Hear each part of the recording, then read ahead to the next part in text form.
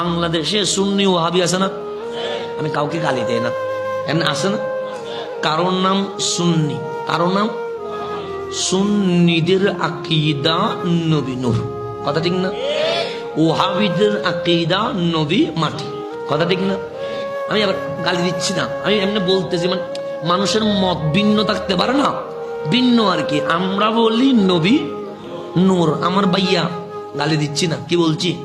ভাইয়া, ভাইয়ার আকীদা হচ্ছে নবী কি মাটি, এরকম আছে না? তো এরকম ভাইয়া একটা হাঁটাজারি একটা মার্কেটে দুপুরের পরে, কিসের পরে? ওদের তো মাহফিলের কোনো টাইম টেবিল নাই, তো দুপুরের পরে উনি মাহফিল করতেছে।